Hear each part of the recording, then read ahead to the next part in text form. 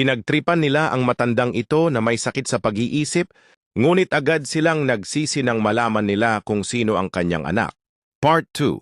Kung hindi mo pa napapanood ang Part 1, ay maaaring magpunta ka muna sa aking TikTok account na Manong Kanor at panoorin ang kwento ng matandang si Felicia.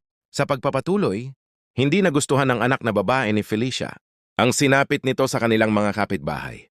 Natuklasan nila na ang anak na babae ni Felicia ay isa palang CEO ng isang luxury brand.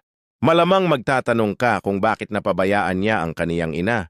Pagtanaw sa nakaraan, dapat kukunin niya na ang kaniyang ina sa kanilang lumang bahay upang siya ay mabigyan ng pagkalinga at bagong buhay. Ngunit, nakiusap ang kaniyang ina na hindi siya aalis dahil ito ay puno ng alaala ng kaniyang yumaong ama. Nirespeto niya ang desisyon ng kanyang ina, ngunit hindi niya ito pinabayaan at patuloy niyang sinuportahan ito. Galit na galit ang kaniyang anak kaya agad itong nag-conduct ng press conference.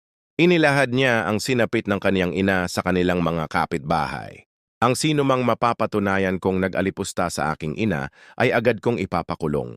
Ang sambit niya. Nagulat ang lahat, ito ay nagdulot ng malawakang talakayan at umani ng suporta. Sa ngayon tahimik na namumuhay ang kaniyang ina at yung dating nag-alipusta sa kaniya ay ngayong naging maggalang na at nagpapakita na ng respeto sa matanda. Ang respeto ay hindi lamang tungkol sa paggalang sa sarili, kundi pati na rin sa paggalang sa iba ng may dignidad at kabutihan, anuman ang kanilang pinanggalingan o kalagayan. Ito ay ang pagkakaroon ng malasakit sa damdamin ng iba, pag-unawa sa kanilang perspektibo at pagpapakita ng konsiderasyon sa kanilang karapatan at pagkatao. Kung gusto mo ng mga ganitong kwento, ay maaring mag-subscribe na sa akin dito sa YouTube. Mag-follow ka na rin sa aking TikTok account na Manong Kanor para updated ka sa mga bagong kwento.